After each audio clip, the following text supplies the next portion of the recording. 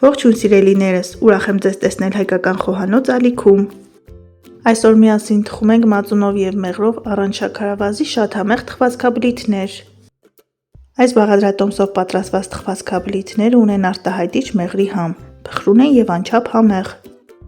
Դե ինչ, ժամանակ չկորցնենք և սկսենք պատրաստել։ 2 ձվի վրա ավելացնում ենք 5 լիքը ճաշի գթալ մեղր։ Եթե քաղցրի սիրահար եք, կարող եք 1 ճաշի գթալ մեղր ավել վերցնել։ Այս բաղադրատոմսով ստացվում է միջին քաղցրություն ունեցող թխվածքաբլիթներ։ Եթե ձեռքի տակ մեղր չկա, այն կարող եք փոխարինել վերցնելով 150 գրամ շաքարավազ։ Մեղրը և ձուն միասին լավ հարում ենք, մինչև ծավալը մեծանա մոտ 2 անգամ։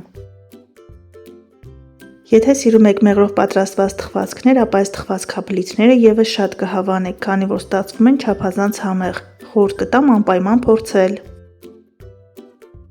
Լավ հարելուց հետո ավելացնում ենք 70 գրամ հալեցրած կարագ, 200 գրամ սենյակային ջերմաստիճանի մածուն և 1 թեյի գթալ սոդա։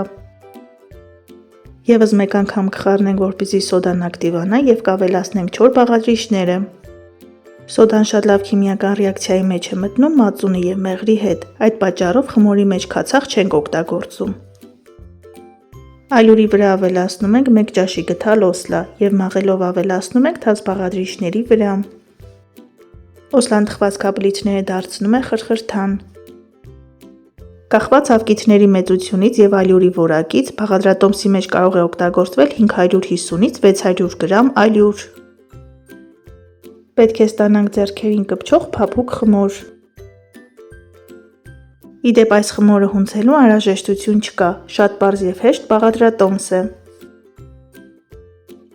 Ձեռքերը ձեթոտում ենք, վերցնում ենք 1 ճաշի գթալ խմոր և տալիս ենք գնդի տեսք։ Այսպես ձևավորում ենք բոլոր թխվածքաբլիթները։ Թխուկներին գեղեցիկ տոնական տեսք հաղորդելու համար ձևավորում ենք մանացրած ընկույզով և շաքարավազով։ Թխում ենք նախապես 180 աստիճան տաքացված ջեռոցում մինչև գեղեցիկ կարմրեն։ 20-ից 25 րոպե և ունենում ենք նման հրաշալի արդյունք։ Մեղրի բույրը շատ ընդգծված է և թխվածքաբլիթները ստացվել են չափազանց համեղ։